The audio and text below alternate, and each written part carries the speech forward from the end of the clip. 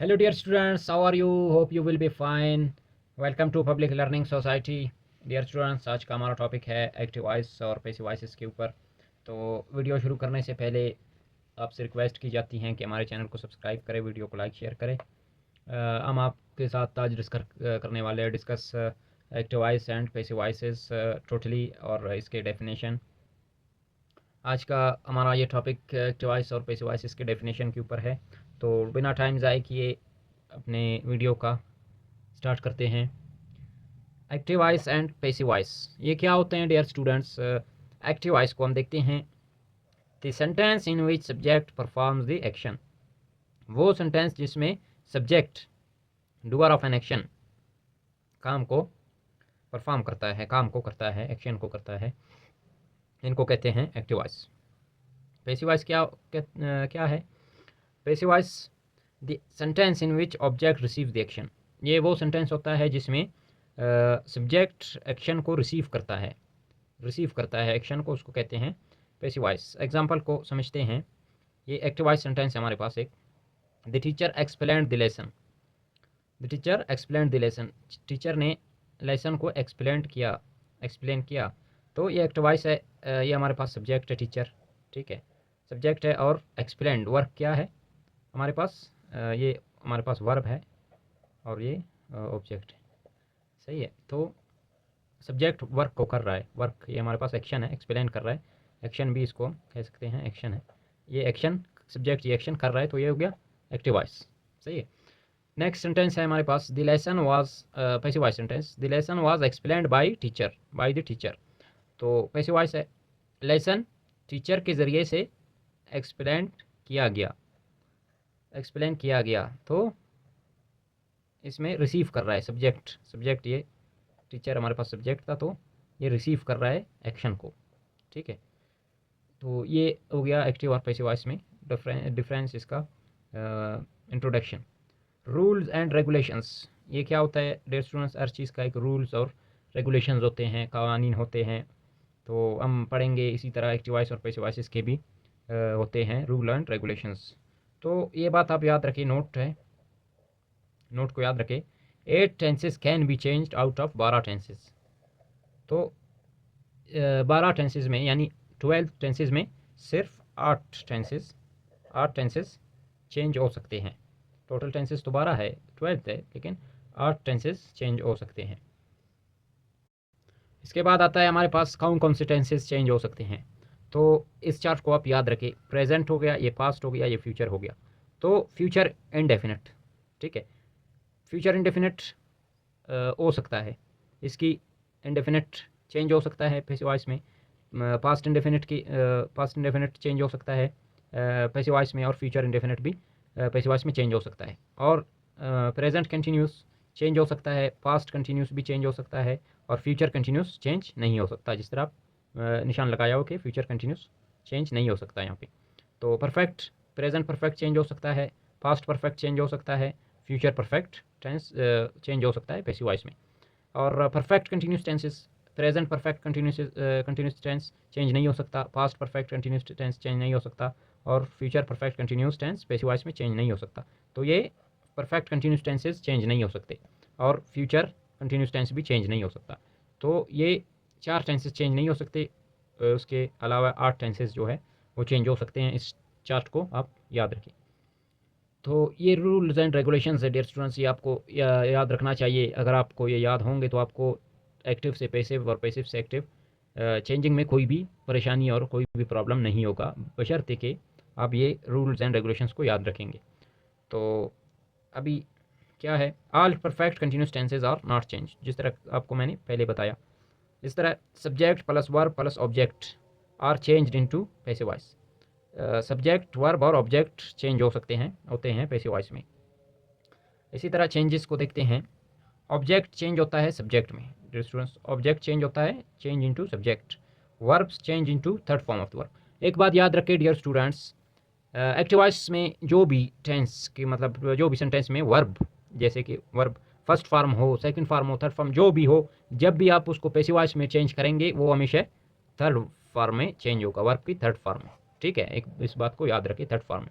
तो ये यही कहता है कि verbs always change into third form of the verb, और सब्जेक्ट चेंज होता है ऑब्जेक्ट में, ठीक है। ऑब्जेक्ट सब्जेक्ट में चेंज होता है, अगर ऑब्जेक्ट था तो सब्जेक्ट में चेंज होता है, चाहे सब्जेक्ट था तो ऑब्जेक्ट में चेंज होता है। ये चेंजिंग इस तरह होता है इसके। उसके बाद है dear students verb, first form of the verb हो या डू डज हो, for example present indefinite tenses के ये हेल्पिंग वर्ब्स वगैरह है।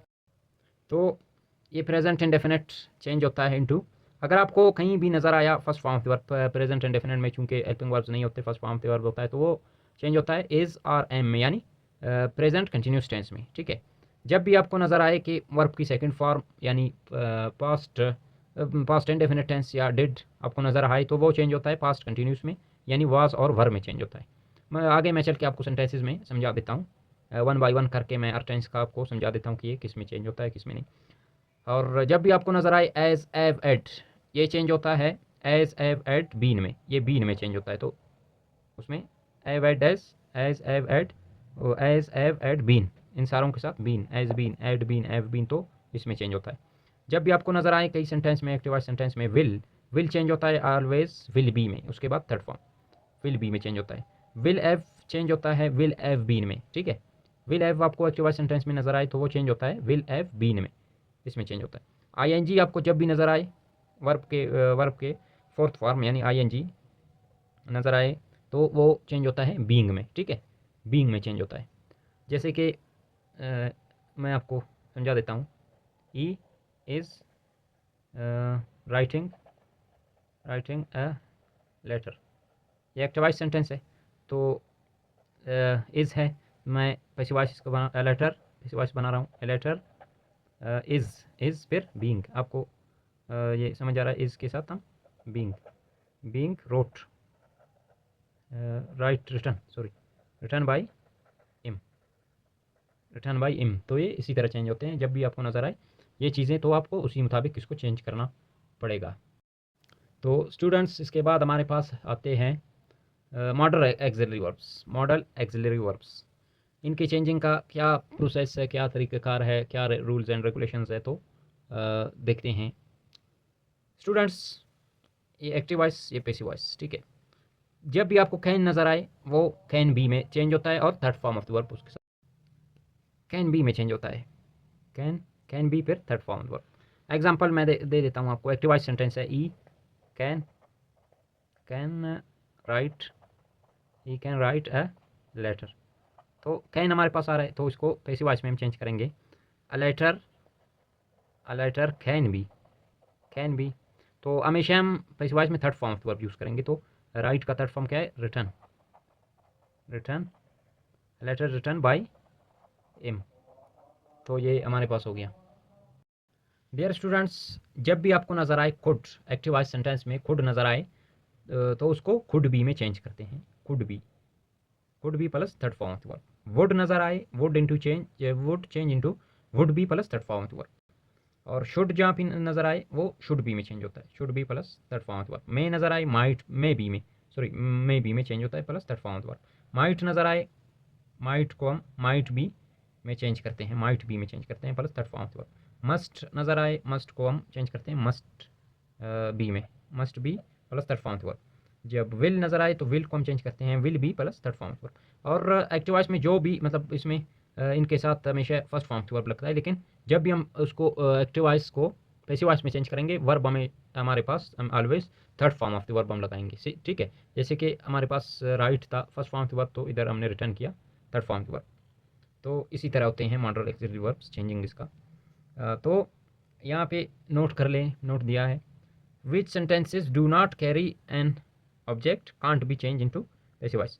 याद रखें, एक एक्टिव वॉइस सेंटेंस में होना चाहिए क्या चीज़, सब्जेक्ट, वर्ब और ऑब्जेक्ट। ये तीन चीज़ें जिस सेंटेंस में होंगे, वो जिस एक्टिव वॉइस सेंटेंस में ये चीज़ें होंगी, सब्जेक्ट वर्ब ऑब्जेक्ट होंगे, ये चेंज हो सकते हैं पैसिव वॉइस में। इनमें से किसी कोई भी चीज़ अगर मिसिंग हो सेंटेंस में, फॉर एग्जांपल ऑब्जेक्ट ना हो या वर्ब ना हो या सब्जेक्ट ना हो, तो वो चेंज नहीं हो सकते। इसके लिए शर्त है कि सेंटेंस में सब्जेक्ट होना चाहिए, वर्ब होना चाहिए और एक ऑब्जेक्ट होना चाहिए, तो वो चेंज हो सकते हैं। तो एक ये बात भी याद रखें। उसके बाद subject verb and object is necessary for changing, तो मैंने आपको बता दिया सब्जेक्ट और वर्ब ऑब्जेक्ट ये चीज़ें सेंटेंस में लाजमी होना चाहिए। तो डियर स्टूडेंट्स, ये हो गए एक्टिव वॉइस और पैसिव वॉइस के इंट्रोडक्शन। इन चीज़ों को आप याद रखें, जहन में याद रखें, इसको जहन में रखें। इसके बाद हम one by one actor tense के अलहदा हम डिस्कस करेंगे। एक्टिव टू पैसिव इसको हम चेंजिंग करेंगे इनका, और सब कुछ मैं आपको वन बाय वन करके आपको समझा दूंगा। अगर कोई भी कन्फ्यूजन है, कोई भी आप सवाल पूछना चाहते हैं, कोई भी कहीं भी आपको समझ नहीं आया है, तो आप मुझे कमेंट करें, मैं आपको रिप्लाई करूँगा। अगर आप समझते हैं, आपके जहन में ऐसी टॉपिक है, तो आप मुझे बताएं, फिर मैं उसी पे नेक्स्ट वीडियो बनाऊँगा। हमारे साथ जुड़े रहिए, हमारे चैनल को सब्सक्राइब करें। हम पूरे जो इंग्लिश ग्रामर है आपके साथ डिस्कस करने वाले हैं। पूरे टॉपिक्स को आपके लिए इजी करके लाएंगे, आपको अच्छी तरह से समझाएंगे, फिर आप इन चीज़ों को कभी नहीं भूलेंगे। इसी तरह मैं आपको समझाऊंगा। तो नेक्स्ट वीडियो तक मैं आपसे इजाज़त चाहता हूँ। अपना ख्याल रखिए, सीखिए, खुश रहिए। Good bye.